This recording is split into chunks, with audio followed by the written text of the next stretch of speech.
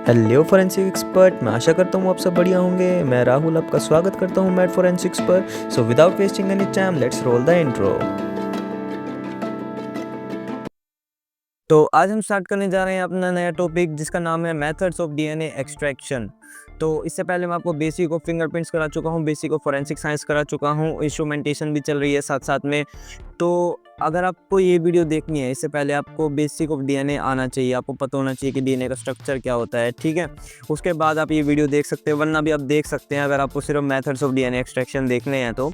पर मैं रिकमेंड करूँगा आप उनको देख लो। अगर आपको मुझसे चाहिए कि मैं आपको पढ़ाऊँ कि बेसिक ऑफ डीएनए, तो प्लीज़ कमेंट सेक्शन में कमेंट कर दो, मैं आपके लिए वीडियो बना दूँगा। तो चलिए बिना किसी देरी के इस वीडियो को स्टार्ट करते हैं। तो आज हम पढ़ने वाले हैं टोटल 5 मेथड, जिसका नाम है phenol chloroform method, silica based extraction, Chelex method, sorting out method, differential method. तो सबसे पहले हम देख लेते हैं phenol chloroform isoamyl alcohol method, जो कि सबसे पुराना मेथड होता है। इस जैसे कि आप देख सकते हो ये ऑर्गेनिक मेथड ऑफ एक्सट्रैक्शन भी है। इसके मेजर स्टेप हमें बस बेसिकली स्टेप्स जानने होते हैं कि हर मेथड में स्टेप्स क्या होते हैं डीएनए एक्सट्रैक्शन के, और उनका कुछ कुछ प्रिंसिपल के बारे में। इसमें मैं आपको है ना केमिकल्स के बारे में बताऊंगा कि इसमें क्या क्या यूज़ होते हैं, वो लास्ट स्लाइड में है। तो सबसे पहले हम क्या करते हैं, किसी भी सेल को हम लाइज करते हैं और प्रोटीन को डाइजेस्ट करते हैं। मतलब जो सेल वॉल होती है ना किसी सेल की, उसको ब्रेक करते हैं हम, और उसके अंदर जितने भी प्रोटीन होते हैं ना उनको ख़त्म करते हैं हम, ताकि हमारे पास डीएनए बच जाए। तो आप पढ़ सकते हो digestion with proteolytic enzymes such as proteinase के हम पीके का यूज़ करते हैं। Also some lysis buffer, lysis buffer basically cell membrane को तोड़ता है, जो कि फॉस्फोबाइलिपिड लेयर की बनी होती है। उसके लिए हम लाइसिस बफर में क्या क्या होता है, जैसे कि एसडीएस होता है, सोडियम डोडिसाइल सल्फेट, एक तरीके से आप इसको सरफ बोल सकते हो, ठीक है।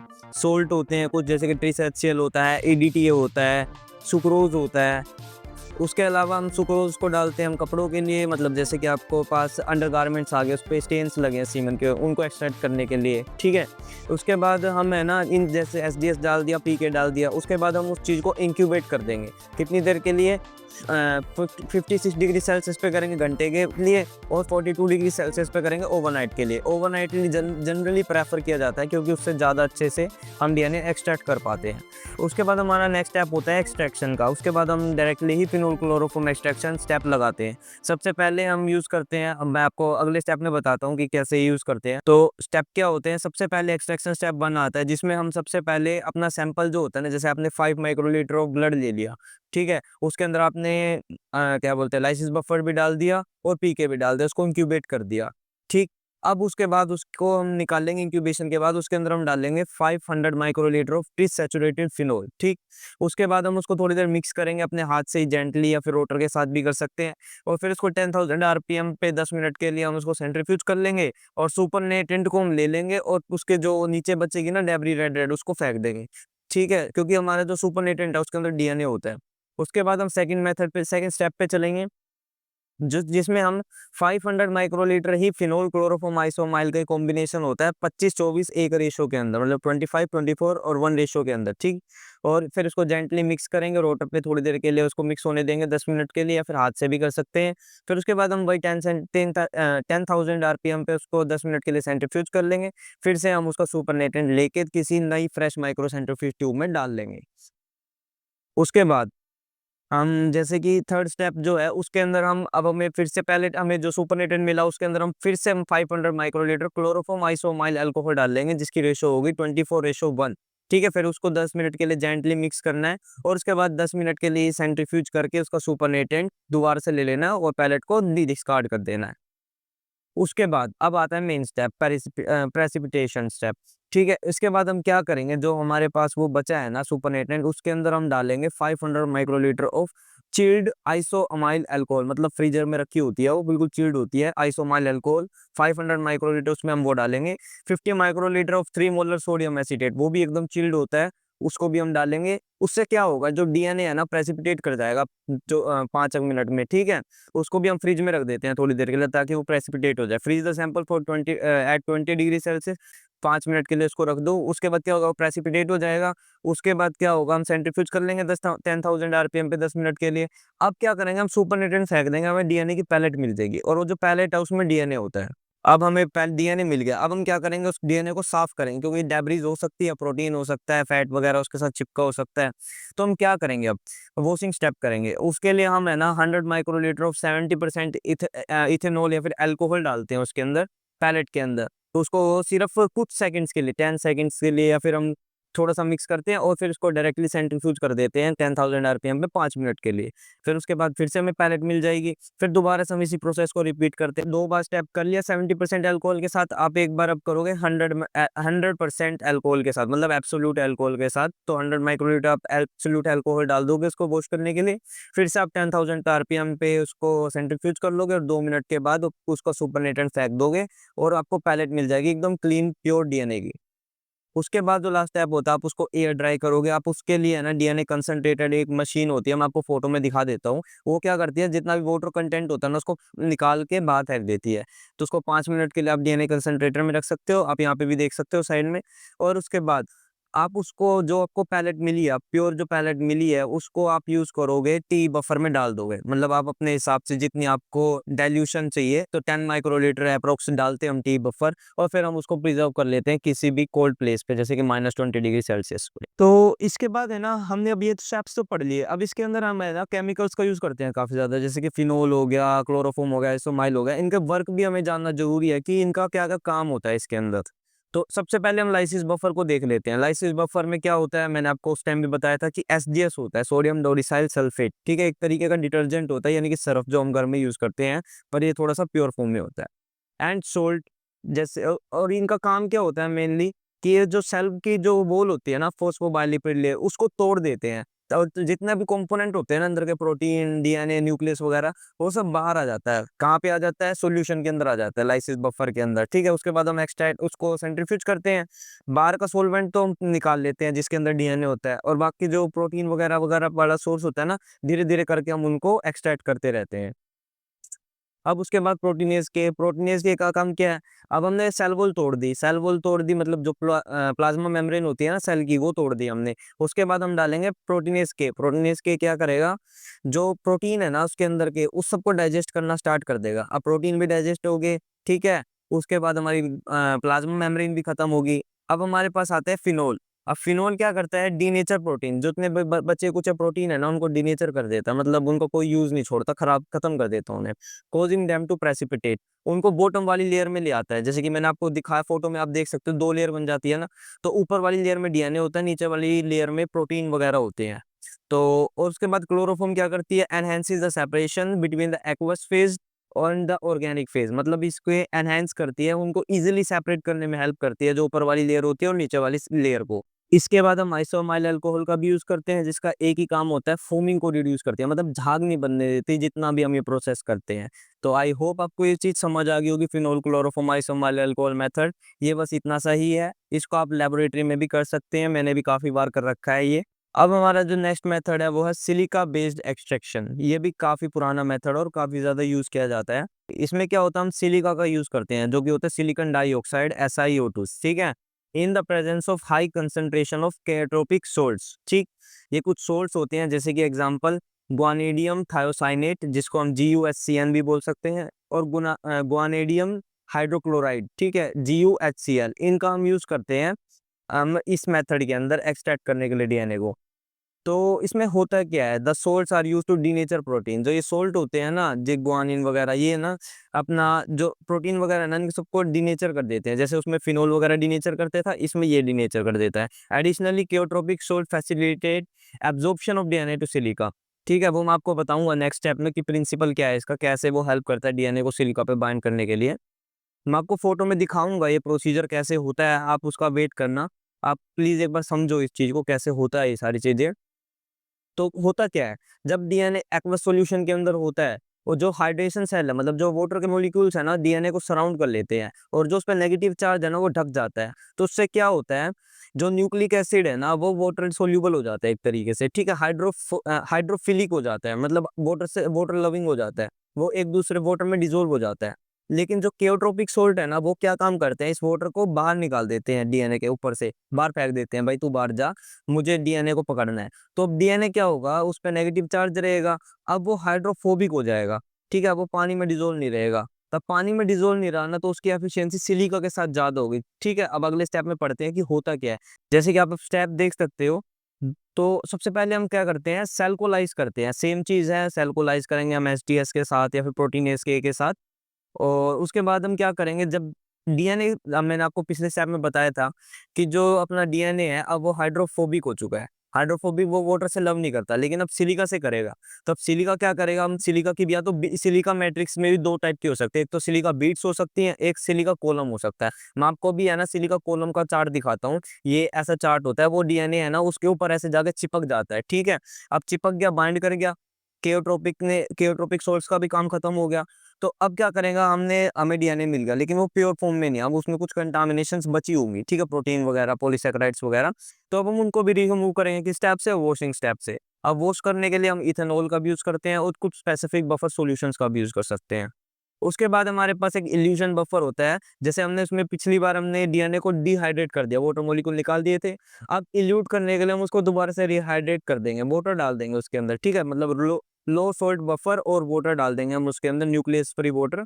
तो उससे क्या होगा, डीएनए वाटर लविंग हो जाएगा, फिर से वाटर के अंदर डिसॉल्व हो जाएगा, फिर हम उसको प्रिजर्व कर सकते हैं -20 डिग्री सेल्सियस के ऊपर। अब हम आ जाते हैं ऑटोमेट एक्सट्रैक्शन पे, ठीक है। ये लेबोरेटरी के अंदर यूज होता है, फोरेंसिक के अंदर, ठीक है। अब इसका एक बहुत सिंपल से प्रिंसिपल है, इसमें कोई ज़्यादा खास स्टेप्स नहीं है, तो आइए हम इनको देख लेते हैं। तो लेबोरेटरी में ऑटोमेट कुछ ऐसा होता है, काइजेन का होता है और एक प्रोमेगा का भी होता है। मैं आपको काइजेन के साथ सिखा रहा हूँ, मतलब कंपनी है काइजेन और प्रोमेगा। तो ऑटोमेटिक डीएनए एक्सट्रैक्शन काफ़ी ज़्यादा फास्ट मेथड है, लगभग 16 से 20 मिनट के अंदर आपको डीएनए एक्सट्रैक्ट करके दे देता है और एरर के चांसेस इसमें बहुत कम होते हैं, ठीक है।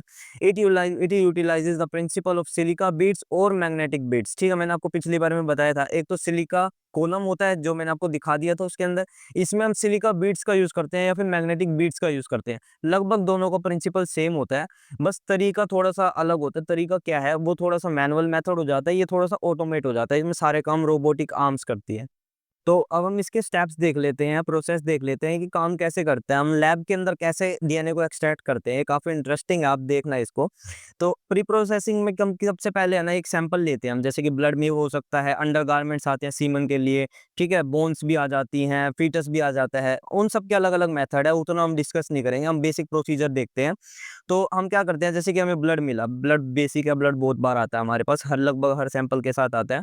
तो हम उसमें क्या करते हैं, सबसे पहले एक जी2 बफर आती है, किट होती है हमारे पास, इसकी लगभग 33,000 रुपए की वो किट आती है, एक किट। उसमें हम लगभग 20 से 24 सैंपल को हम एनालाइज कर सकते हैं, मतलब डीएनए एक्सट्रैक्ट कर सकते हैं।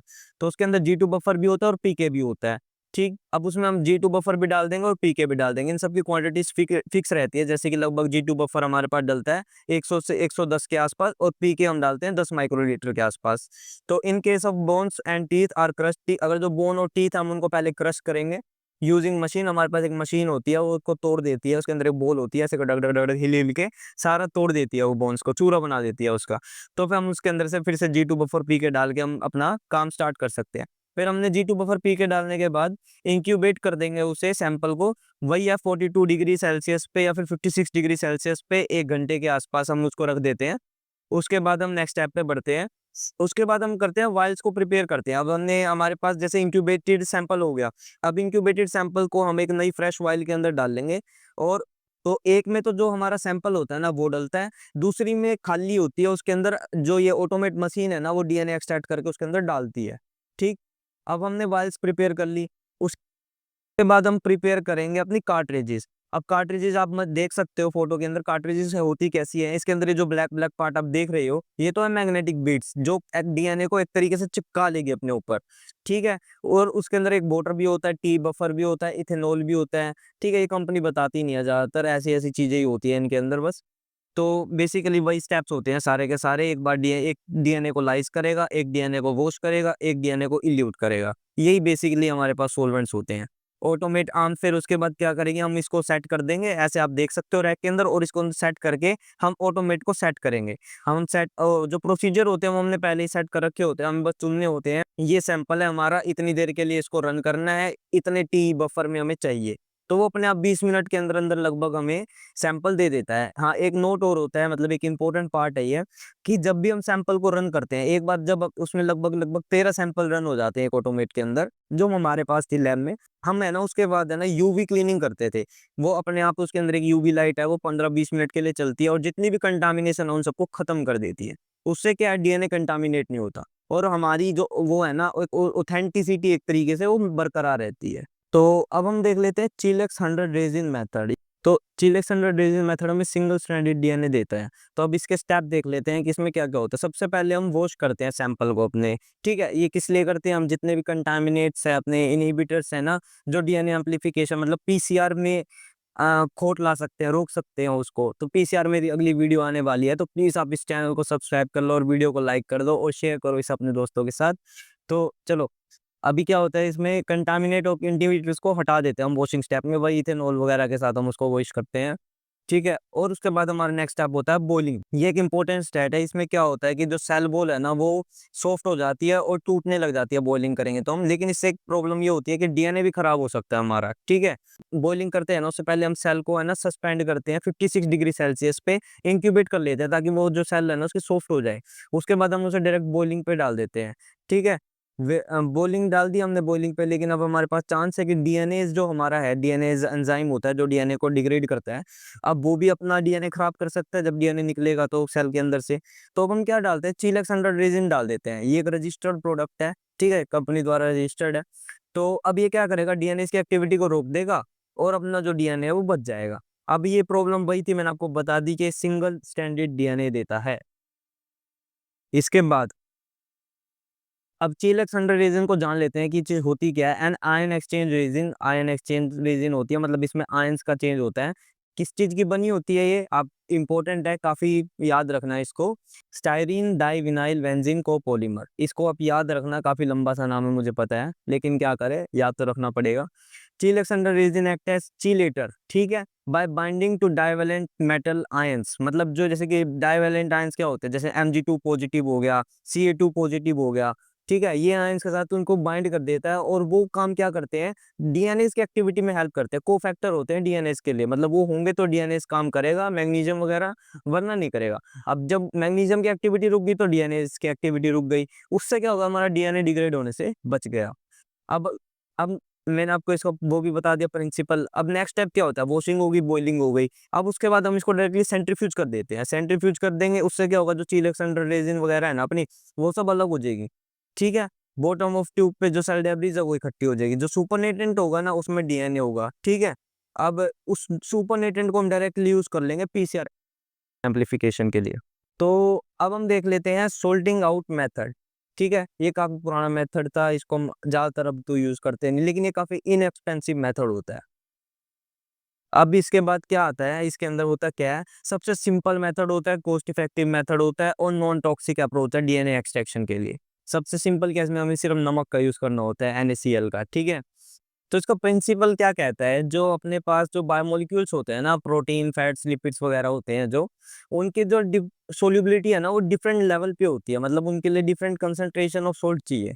तो अब क्या करेंगे हम, normally soluble in aqueous solution. पहली बात तो वो जो जितने भी हमारे पास बायोमोलिक्यूल्स है ना, वो एक्वस सॉल्यूशन यानी कि पानी के अंदर तो डिजोल्व रहते हैं, बिकम इनसोल्यूबल, ठीक है। वो इनसोल्यूबल कब हो जाते हैं, जब हम उनको एक्सपोज करते हैं हाई सोल्ट कंसंट्रेशन के साथ, ठीक है। जब हमने इसमें ज़्यादा नमक डाल दिया ना, उसके सोल्ट डाल दिया ना, तो वो है ना इनसोल्यूबल रह जाते हैं, तो मतलब वो पानी से अलग हो जाते हैं। अब क्या होगा, DNA on the other hand remain soluble, लेकिन जो डीएनए है ना अपना, अब वो तो सोल्यूबल रहेगा पानी के अंदर, वो नहीं इनसोल्यूबल होगा, लेकिन जितने प्रोटीन, फैट्स, लिपिड्स वगैरह है ना, वो सब इनसोल्यूबल हो जाते हैं, मतलब वो सब सरफेस पे आ जाते हैं एक तरीके से। तो अब हम इसके स्टेप्स देख लेते हैं कि क्या क्या स्टेप्स होते हैं इसके। सबसे पहले तो वही है, सेल को हम लाइज करेंगे, एक तरीके से उसको ब्रेक डाउन करेंगे, ठीक है, एंजाइम के थ्रू, प्रोटीनेस के, एचटीएस के थ्रू, सेल वॉल तोड़ दी, सारा माल बाहर आ गया उसका, प्रोटीन, डीएनए वगैरह, ठीक है। उसके बाद हम क्या करेंगे, प्रोटीन प्रेसिपिटेशन करेंगे। इसके लिए मैंने आपको प्रिंसिपल में समझा दिया कि हाई सोल्ट कंसंट्रेशन के अंदर प्रोटीन, फैट्स वगैरह होते हैं, वो इनसोल्यूबल हो जाते हैं, NaCl डाल देंगे या फिर अमोनियम एसीटेट का भी हम यूज करते हैं। अब वो क्या करेंगे, प्रोटीन वगैरह को अलग कर देंगे और पानी डिजोल्व, डीएनए को डिजोल्व भी रहने देंगे उसके अंदर, leading to aggregation and separation, ठीक है। मतलब प्रोटीन वगैरह सेपरेट हो जाएंगे और एक जगह पे इकट्ठे हो जाएंगे, डीएनए अलग हो जाएगा अपना। उसके बाद DNA retention in solution, unlike proteins DNA उसके अंदर ही रहेगा एक वो सॉल्यूशन के अंदर, जिसको हम इजीली एक्सट्रैक्ट कर सकते हैं सेंट्रीफ्यूगेशन की मदद से। ठीक है, अब सेंट्रीफ्यूगेट कर दिया, प्रोटीन वगैरह हमने बाहर फेंक दिए। अब तो इसके बाद हम अपना वही स्टेप करेंगे, हमने डीएनए को सेंट्रीफ्यूज से अलग कर लिया, उसके बाद हम वही इथेनॉल इथेनॉल प्रेसिपिटेशन करेंगे, जिसके लिए हम चिल्ड आइसोप्रोपेनॉल का यूज़ करेंगे और सोडियम एसीटेट का यूज़ करेंगे। और ठीक है, उसके बाद फिर से हम वॉशिंग करेंगे इथेनॉल के साथ, वही 70% अल्कोहल के साथ, और फिर उसको हम टी बफर में स्टोर कर लेंगे। लगभग सारे प्रोसीजर सेम ही है। प्रोसीजर में तो जैसे सेल लाइसिस एक स्टेप होता है, उसके बाद हम प्रोटीन वगैरह को अलग करते हैं, फिर सेंट्रीफ्यूजन करते हैं हम, उसके अंदर हम डीएनए को अलग कर लेते हैं, फिर हम उसके बाद उसको प्रेसिपिटेट करते हैं, फिर उसके बाद हम उसको वॉश करते हैं और उसके बाद हम उसे इल्यूट कर लेते हैं। बस ये बेसिक से स्टेप है पूरे पूरे डीएनए एक्सट्रैक्शन के अंदर। अब हम देख लेते हैं differential method of extraction for mix sample. अब मान लो हमारे पास काफ़ी बार ऐसा होता है कि मतलब वेजाइनल स्वैब आ जाता है, तब सेक्सुअल असॉल्ट वगैरह के केसेस में होता है, तो वेजाइनल फ्लूइड में ना सीमन भी हो सकता है, यानी कि स्पर्म्स वगैरह भी होते हैं, और खुद जो फीमेल जैसे सेल्स होते हैं ना, एपिथेलियल सेल्स वगैरह जो उसके अंदर होते हैं, या फिर ओवम वगैरह के जो सेल्स होते हैं ना, वो भी हो जाते हैं। तो अब उन दोनों को सेपरेट करना होता है, उसके लिए हम ये डिफरेंशियल मेथड का यूज़ करते हैं। अब डिफरेंशियल मेथड में क्या करते हैं हम, अब हमारे पास है ना प्रिंसिपल इसका एक ही है डिफरेंशियल का मतलब, जो हमारे पास स्पर्म सेल्स होते हैं ना, वो थोड़े से स्ट्रॉन्ग होते हैं, मतलब जो उनके एक्रोसोम के ऊपर जो लेयर होती है ना, हाई सल्फाइड बॉन्ड होता है उनके अंदर, तो वो काफी स्ट्रॉन्ग होते हैं, इजीली ब्रेक नहीं होती वो। और वो ऑन द अदर हैंड जो अपने एपिथेलियल सेल्स वगैरह होते हैं ना, वो जल्दी टूट जाते हैं, ठीक है, प्रोटीनेज के रिएक्शन से। तो अब हम करते क्या है, सबसे देखो एपिथेलियल सेल क्या होते हैं, जैसे स्किन, सलाइवा, वेजाइनल सिक्रीशन, इन सब एपिथेलियल सेल्स होते हैं, हैव फ्रेजाइल मेम्ब्रेन। ठीक है, उनकी जो सेल प्लाज्मा मेम्ब्रेन होती है ना, वो कमजोर होती है, तो माइल्ड डिटर्जेंट जैसे एसडीएस वगैरह से काम चल जाता है और वो टूट जाते हैं। लेकिन on the other hand sperm cell जो होते हैं वो है टफ मेम्ब्रेन होती है, ठीक है, रीएनफोर्स्ड विद डाइसल्फाइड बॉन्ड्स, उनके पास हाई जो कंसंट्रेशन होती है ना डाइसल्फाइड बॉन्ड्स की, वो ज्यादा होती है, तो वो इजिली नहीं टूटते हैं एसडीएस की मदद से। उसके लिए हमारे पास और चीज होती है, हम वो डालते हैं उसके लिए। ठीक है, वो मैं आपको नेक्स्ट स्टेप में बताऊंगा। तो अब हम क्या करते हैं, बाय एक्सप्लोइटिंग दिस डिफरेंसेस, मतलब अब इन दोनों में जो सेल प्लाज्मा मेम्ब्रेन का डिफरेंस है, उनको एक्सप्लोइट करने की मदद से हम अपना जो डिफरेंशियल मेथड है उसको यूज कर सकते हैं।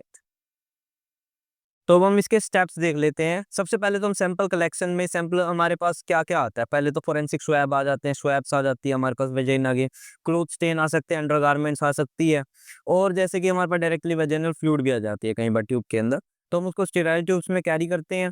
जैसे कि माइक्रोसेंट्रीफ्यूज ट्यूब में डाल दिया हमने थोड़ा सा सैंपल, उसके बाद हमने उसमें लाइसिस बफर डाल दिया। आपको पता है लाइसिस बफर मैं आपको पहले बता चुका हूँ पीसीआई मेथड में भी। तो उसके बाद क्या होता है, हम पहले लाइसिस किसकी करते हैं, हम एपिथेलियल सेल की, क्योंकि वो कमजोर होते हैं। तो हम उसमें माइल्ड लाइसिस बफर डाल दिया हमने, उसको एचडीएस होगा, प्रोटीन के होगा, वो सेल वॉल को ब्रेक डाउन कर देगा, जो हमारे प्रोटीन डीएनए है जो सेल के, वो बाहर आ जाएंगे। जब हम सेंट्रीफ्यूज करेंगे इस चीज को, तो जो अब एपिथेलियल सेल का जो डीएनए या फिर प्रोटीन वगैरह वाला पार्ट है ना, वो तो सुपरनेटेड में चला जाएगा, लेकिन जो स्पर्म है ना वो हैवी रहेंगे, वो नीचे आ जाएंगे। अपने जो नीचे वाला पार्ट है ना उसमें स्पर्म्स रहेंगे। तो अब ऊपर वाले पार्ट को हम अलग कर लेंगे, नीचे वाले पार्ट को अलग कर लेंगे। ठीक है, अब इसके बाद क्या होगा, हम वॉशिंग करेंगे पैलेट की। अब जो हमारे पास जो पैलेट मिली, जो नीचे वाला पार्ट था, उसमें क्या होंगे, स्पर्म। अब जो एपिथेलियल वाला था उसके लिए हम डायरेक्टली यूज कर सकते हैं, हम G2 ऑटोमेट का यूज कर सकते हैं, चाहे हम पीसीआई का यूज करते हैं हम। ठीक है, लेकिन अब हम आगे स्पर्म पैलेट के ऊपर। अब स्पर्म पैलेट तो टूटी नहीं लाइसिस बफर डालने के बाद भी, तो अब हम इसके अंदर डालते हैं डीटीटी। ठीक है, अब जो हमारे पास स्पर्म की पैलेट बची है ना, हम उसके अंदर डीटीटी डालते हैं, डीटीटी डाईथायोथेरिटोल। तो इससे क्या होता है, जो एक्रोसोम की जो लेयर होती है ना, वो डाइसल्फाइड बॉन्ड को तोड़ देती है, काफी ज्यादा स्ट्रॉन्ग होता है। ठीक है, उसको तोड़ देगा तो उसका भी सारा सारा सिस्टम बाहर आ जाएगा, डीएनए, प्रोटीन, फैट वगैरह सब बाहर आ जाएंगे। अब सिमिलर प्रोसीजर हम कोई भी यूज कर सकते हैं, हम चाहे अब उसमें पीसीआई यूज करें, ऑटोमेट का यूज करें, G2 बफर पीके डाल के आगे सैंपल को एक्सट्रैक्ट करें, कोई भी मेथड यूज कर सकते हैं। सिंपल है काफी, बस डिफरेंशियल मेथड में ये होता है, हमें पहले एपिथेलियल सेल को ब्रेक डाउन करके अलग करना होता है, उसके बाद हम जो स्पर्म सेल्स होते हैं उनको बाद में हैंडल करते हैं। आपको आई होप ये वीडियो आपको पसंद आई होगी, क्योंकि इसमें मैंने आपको सारे मेथड जितने भी हम जानते हैं, ज़्यादातर जितने पढ़ाए जाते हैं वही सारे मेथड मैंने आपको बता दिए हैं। इसके अलावा हम कोई मेथड का ज़्यादा खास यूज़ करते नहीं है। तो अगर आपने अब तक ये वीडियो देखी है तो प्लीज़ आप इस वीडियो को एक लाइक कर दो, चैनल को सब्सक्राइब कर दो, और इस वीडियो को शेयर करो अपने दोस्तों के साथ, ताकि वो भी बैठे बैठे कुछ अच्छे नंबर ला सके एग्जाम्स में और उनका भी कुछ भला हो सके। और अगर आपने इस चैनल को सब्सक्राइब कर लिया है तो थैंक यू, आरिगातो गोजाइमास। मिलते हैं आपसे अगली वीडियो में।